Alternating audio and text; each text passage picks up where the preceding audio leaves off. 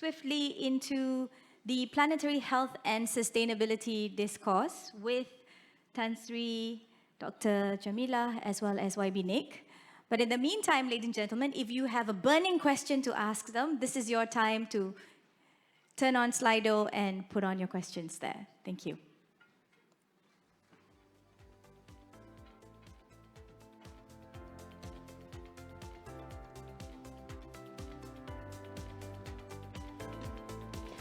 All right, with that, I would like to invite Professor and YB to come on stage.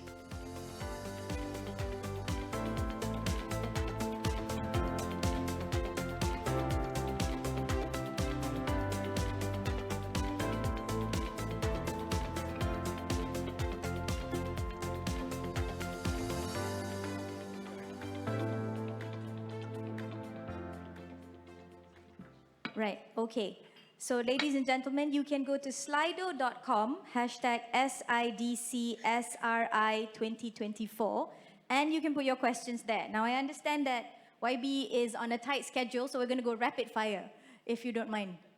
Okay. So ladies and gentlemen, let's set the stage. We know that in a historic milestone last year at COP28, where you were, of course, key to the delegate from Malaysia, we had several first global commitments. First and foremost, we had the transition away from fossil fuel, and of course, the first ever global stocktake that was reviewed. But what this means to each country, of course, will differ based on its needs and priorities, as both of our panelists had earlier alluded. YB Nik, you were, of course, one of those who led the charge at the summit. And Professor, thank you so much for sharing your experiences. I think it was not only riveting, but really reminded us about why this is not just a textbook issue, where it's real, we're living in it. As you rightly pointed out, we're slowly boiling like frogs in heating water. So the Malaysian government, amongst others, has set a commitment to achieve net zero carbon. Now, you said by 2050, no longer earliest by 2050. And globally, we have a goal of making 1 billion people more climate resilient. And of course, this means a lot of different things, everything from migration to human security, despite everything that has happened. So I'm going to go straight to you first, YB. Achieving net zero carbon emission by 2050 for the country, of course, requires a systemic change. It's not something that's going to be easy, and you've mentioned this. How does the Malaysian government actually plan to address the intricate balance between economic growth and environmental sustainability? We've heard multiple times now that many of these targets are actually set by Western world, but of course you also rightly pointed out that per capita we're emitting more than we should. Right, thank you. I mean, I think first it has to be pointed out that only one country withdrew from the Paris Agreement and did not sign the Kyoto Agreement among the developed world, which is America, right? So it's not the developing world in that sense. But we are not running away. And I mean, we accept science. We are not running away from our responsibility. But I think as rightly pointed out by Tan Sri Jemilah, is that the whole issue is broader than just net zero or climate change alone. Of course, it's important, but look at the triple planetary crisis in terms of plastic pollution. Again, unfortunately, here we are, you see various stats that we are among the highest consumers of microplastics. We also need to look at biodiversity loss, right? And we are one of the 17 mega diverse countries in the world, along with the bigger countries. So I think we need to look at it from that way. But coming back to your point on net zero, I think and this is how I just want to turn around the question. The challenge is immense, right? Because we have operated, how we developed was to be a low-cost, export-driven economy, right? Industrial economy. And we, a lot of our budget comes from oil and gas, let's face it, which also means that we are a major manufacturer of plastics. So when we want to do this, we have to make a major shift. But in the past, we've done that. I mean, when Malaysia put a lot of money at its independence into education, that's why we have a huge growth in terms of human capital. We are pioneers in terms of industrialization through the model I mentioned, as well as, things like Islamic finance. But here is, of course, a bigger challenge that we have to rise up. We need to be that country that is ahead of the curve when the world is going through this transition. Because, I mean, people are finding that, people are demanding higher integrity of products. So if we are not being able to do that, and we are a trading country, then there's no future for Malaysia. I mean, if saving the planet is not good enough, just look at the ringgit and cent. And it also requires us to make that change. Thank you for that. To be honest, when I'm not actually on stage talking to amazing people like this, I also work with children. And I also find that speaking to them really boils the issue down simply. So in Kuching, just a week ago, when I was talking to a room filled with children who were 17 and below, and we were talking about the climate crisis, one of the challenges that they brought up, Tan Sri, was actually the cost of bottles are just too cheap, so people just throw sewenang-wenangnya because there is no love lost. Because it's easy to buy, I'll just buy something new. So when I asked the child, what's your solution to this? He says, I think we should fine the adults for doing this and the children for doing this. And I said, okay, how much do you think we should fine them? So he thought for a while and said, RM2,000 untuk satu botol. I'm like, wow, okay, that's interesting. But the point is, even children see this. And to your story of bugs dying on our windscreen, it's true. We used to remember seeing kalakatus every time it's about to rain, right? We don't really see that as much as we do. Professor, when we talk about the issue of systemic change and how it lies at the core of planetary health discourse, could you perhaps explain what it means and how it resonates with the Malaysia Madani plan and, of course, the 12th Malaysia plan? Yeah.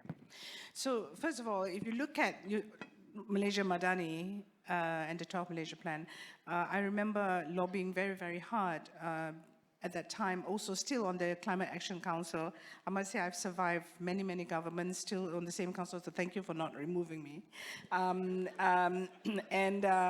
Saying that until and unless we look at systems change and bring planetary health discourse slowly into our Malaysia plan, we cannot start moving the discourse. And thankfully, the 12th Malaysia plan has planetary health in it, and that has led now to the development of a national planetary health action plan. But Madani itself, the concept of Madani, which is script, is really around social justice, social equity, sustainability, solidarity. This whole thing, which is in line with planetary health, is about we have a shared home, right? That we need to be very careful about. So that requires, as I mentioned, the 3 Ps, but very important in political will. Now, with the Madani, it is a real opportunity for us to use that political will to drive change, and that, I gave the simple example of health, 80% being outside the health sector. So how does the Ministry of Transport build policies on transportation that will encourage us to use much more public transport, that has, incentives for electrification of vehicles? All of us who've traveled abroad have no qualms about taking the tube or the bus. Why is it that in Malaysia we're so hesitant? Well, number one, because we don't know where there's no nearest station for us. So that whole infrastructure has to change. The other thing around our health, we have the highest NCD rates in Southeast Asia. We are obese. How do you change, to close the nasi lemak stalls, at midnight at least, right? That created an uproar. And one of the things that I always stress to people, the reason why you see in Europe, lunch is from 11 to 3:30 p.m. and then they close. Why do they close? It's not to sleep. Actually, that's when they clean the restaurants. And it's all about hygiene, about health and all that, right? How do you get this mindset shift in people that, number one, the live to eat and not eat to live is not funny anymore. It's actually killing us. And therefore, how then do you shift those systems? So it requires the Ministry of Finance to also provide incentives, disincentives for that. It requires the Ministry of Health to play a much more key role in making their voices heard. Without being crude, I knew the chief physician in the UN who told me that he has held the private parts of every Secretary General in the UN. And I said, so can I pass you some messages to the Secretary General as you examine certain intricate parts that you squeeze a bit harder if they don't listen? So, we as doctors have a real advantage that every leader in this country has a doctor they go to. So we have a really important role to educate, our leaders that it is the health, our health, and the health of future generations. Thank you for that. I'm going to repeat the 3 Ps that Prof mentioned earlier because I think this flows very nicely to the question I wanted to ask, YB Nik. Politics, policies, and of course, pressure, your last point earlier. Okay, YB Nik, transitioning from our national aspirations to measurable targets and outcomes. Now, how's the government planning to streamline interagency cooperation? Earlier, you were talking about talking to our DG, Dr. Zol, but clearly there's a lot going on at the back end, structures that have already been in place. How do we promote better interagency collaboration for this to happen? I think you encounter this anywhere. If you read what happens in the UK, and unfortunately that's how we are modeled, but even in other countries because of departments, silos, and whatnot. In companies, it happens. We have obviously the various ministerial council meetings which can be chaired by the PM or the Deputy Prime Minister depending on the portfolio. So for climate change, it's chaired by, climate action is chaired by PM. So you have Ministry of Energy, Economy, Trade, MITI, and so on and so forth. The good thing is, like even on the issue of having a more ambitious climate target, right? There was enormous support from Ministry of Economy and MITI, because normally you would expect them, MITI will represent the businesses. So, they tend to be a bit more hesitant or look short term. But I think they understand that as far as Malaysia is concerned, we have to be ahead of the curve. And I think that helps. But then, there's one thing what works at the ministerial level, but how do you get through the bureaucracy and all that? Then that one, again, I think we need to be, we need to really engage and for people to understand. I mean, when I had the cabinet retreat, I mentioned 2 things, right? One is that we are in danger of becoming the meteor and the dinosaur, right? We are going to go extinct, and we are also the cause of the extinction. 2 is that the planet doesn't need us. If we go away, I mean, we create some calamity, 50, 100 years, there are no more humans on this planet. The planet will survive one way or another. But we need the planet, right? If we destroy the planet to a point that it cannot be salvaged, then that's that for us. So I think if you look at it that way, then everything else, you work backwards and it makes sense. Definitely, and I think most of us would remember Julia Roberts' Mother Nature video where she ends the video with nature doesn't need humans, but humans need nature. Professor Jemilah, you've always been known as a big proponent of multi-stakeholder collaboration, and you've done this again today. So earlier, YB Nik was talking about how do we break boundaries and silos within our government structures. What about multilateral mechanisms and diplomatic approaches that perhaps we can look into to prioritize some of these cross-border efforts? We've always been talking about transboundary haze and everything else, but there's a lot more going on. I think, first of all, let me be a bit provocative, that I think Malaysia is not raising its voice strong enough. We've always been respected. Let me tell you that from my own humanitarian experience, navigating very complex environments, the minute they know I'm Malaysian, the conversation changes. Malaysia somehow is seen to be a leader in the global south, in the developing world. And, I can tell you stories over coffee about how crossing the border of Afghanistan during a war just required me to wave my tag and not show my passport. And I would have soldiers running to me to show me their, sperm counts and so forth, and getting fertility advice. But that's for another conversation. But the fact is that, we are so respected, right?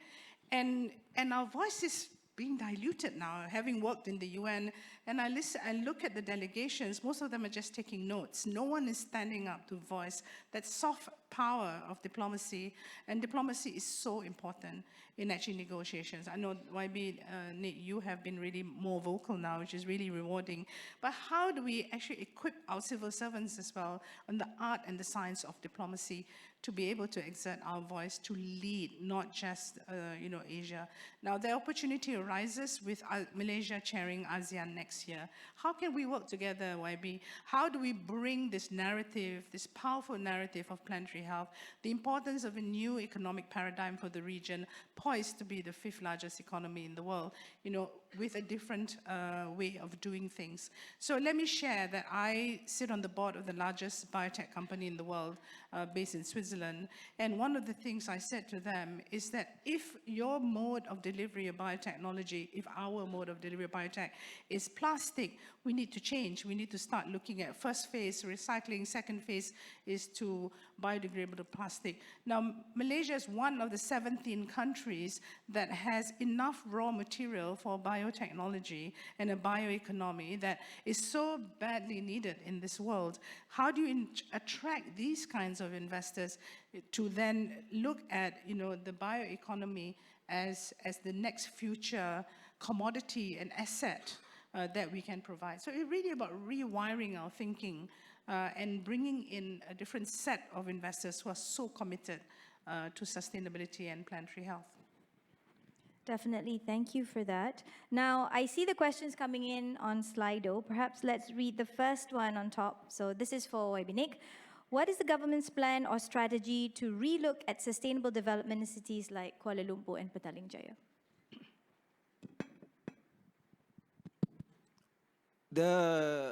I used to represent PJ, and I'm representing an area in KL.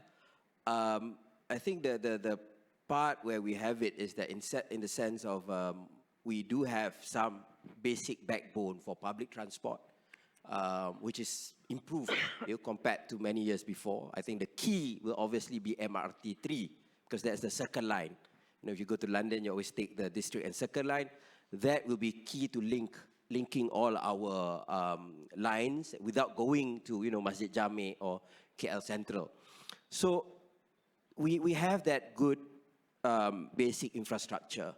The challenge is that for many, many years, we have always had a car-centric economy, right? And I keep wondering, every time we build a new highway, that means one less corridor for public transport. I mean, yeah, you can do a tunnel, but we all know that that will cost so much more. So we have to see how do we go about it. How do we reduce? Another excuse people like to use is that, we can't really walk in Malaysia because of the weather. But if you go to Singapore, and I hate this, right? We do so many things better than Singapore, but we have to be fair. You see a lot of people walking, running, using the micro-mobility stuff on the pedestrian walks, right? So a lot of our kaki lima is not even lima, right? Kalau tepi highway tu, it can be like kaki satu. Yeah. So my point is that we just have to address that. So I'm trying, of course, I have a vested interest. I'm trying to do this thing called Eco Setiawangsa, my constituency, because Setiawangsa has public transport. It has rail, LRT, MRT. It has Taman Tasik Titiwangsa, and is under my area. So we want to build this and say, how can we improve connectivity? How can we, make the schools? There's a project. I mean, if you go on Instagram, it's outside my area in Danau Kota, Wangsa Maju, where DBKL and NGO, international NGO, has created a low traffic zone at a school. Very colorful, because for to slow down traffic and everything, and to help the kids who walk to school or are dropping from the bus, so on and so forth. So I think these are the things. It can seem very micro, right? But it's actually very, very doable if we focus on it. I mean, just on that alone, right? We're not even talking plastics and all that, but just in terms of traffic. Definitely. I just want to build on your Singapore story. The other thing is that, we by nature, human beings, we like carrots, right? We like carrots, we don't like sticks. But what Singapore has done is that you can actually track your steps. And the more steps you take, you get points, and the points are converted to coupons. And, one of my nephew's mother walks so much so that she gets up to Singapore 1,000 a month in coupons for her grocery shopping at supermarkets. So this is really using technology, using private-public partnership, looking at, incentivizing good health. And also in Singapore, when you go to some supermarkets, you can actually, when you get your bill, there's a QR code. I don't know if You haven't gone shopping in supermarket probably. But if you scan the QR code, it will tell you also the nutritional quality of the food that you've bought, plus what alternatives you should be looking at eating. And if you change, you actually also get more coupons and more cost savings for yourself. So there's a carrot all the time, not stick there. But ultimately, you still need stick. Yes. You still need, government. That's why I say the first P, politics, policies, right? It's really about unpopular decisions that have to be made, and then really popular communications to people for people to understand why it's actually good for them, and then build some carrots in the way.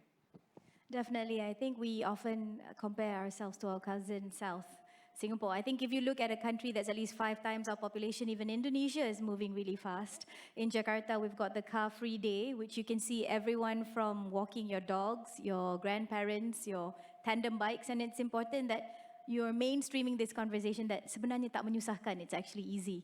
YB, I know you're in a hurry. Can we do one more question? All right. We are relying on the goodwill of financial institutions to play a stewardship role to nudge companies to take climate action, relying on market forces to drive environmental change as profit remains the priority. So should the government take more concrete actions and play a bigger role? Perhaps how? Two perspectives. I think even for the private sector, if there's no planet, then there's no profit to be made, right? That's one. But the other thing is that, yes, I think being able to get the market work and just address, the needs of those who really need it, as opposed to, casting a wide net like in the past. I was trying to tell my constituent, I said, it was unfair. Even for me, frankly, this is many years ago, before I became a minister, 2018, I bought a new car, right? So at first, always EC around 97 lah, because new car, supposedly better performance, not that I notice it. But then when from 2 ringgit, it became 4 ringgit, then, I don't really care about my engine anymore, right? I took around 95 as well, and that's totally unfair. I'm not on a motorbike. I have a nice salary. But it's human nature, right? So that's why for us, getting the right market signals, even when we address the electricity tariffs, a lot of factories came to us and say, oh, cannot lah, I said, how much was your profit last year? 100 million ringgit. They said, so we said, what? But we came to the country for cheap power. I said, but the world has changed. If you want cheap electricity, there are other countries. And even then, it's not so cheap anymore, right? So we just have to move. Malaysia should not be a country where we are competing on cost. And that contributes to our low wages. So that's why, other than doing that, it's a whole massive change. We are also, other than retargeting subsidies, which we've done with electricity, diesel, we've also started the progressive wage mechanism to uplift the wages progressively, not just the floor, which is minimum wage, and I know that's mandatory and that's a bit more challenging, but also aspirationally, people can desire higher wages. So these are the things that we need to do so that people can understand. But it's not easy, of course. It's not like playing SimCity, you just press things and it works. It will, so a few of people here play SimCity. So it will take time before it really, goes down. And I agree, communication. I think that's where we need to work better. We tend to realize that it's easier to communicate when you are in opposition than you're in government. But it can be done. It can be done. Examples of Sadiq Khan and other countries, we've seen that with the right approach, you can be able to tell people that, how you're benefiting from these changes. Tan Sri, would you like to add to that?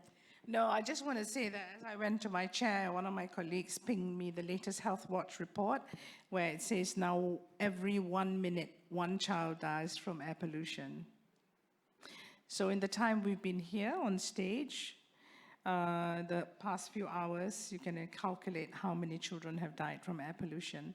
I think it's real. If we don't, it doesn't touch you in a way that at least makes you rethink how you do business and how we consume. And we haven't even started talking about fast fashion and other things, right? And plastics and so forth. We really need to change. And I think it's not about telling businesses, don't go and be so greedy and make so much profit. No, it's about how do you make profit for the long term. Definitely, and as you mentioned earlier, how do we thrive within the planetary boundaries as well as support the social services that we need for humankind to thrive? Now, unfortunately, that's all the time that we have because YB needs to expediently rush to his next appointment. Thank you so much for joining us. YB, since you were talking about cars, actually there are 3 cars on display today. So unfortunately, I don't think you'll be able to check them out, but I'm sure the rest of us can. So let's give a round of applause for our panel today. Thank you so much for being with us, YB, and Tan Sri Jemilah. All right, so as our minister makes his way, I'd like to make some quick announcement. We will now take a quick break. And before that, can we do a nice group photo? Okay, saya di tengah. Okay, boleh. YB lah tengah. Kita dah flank ni.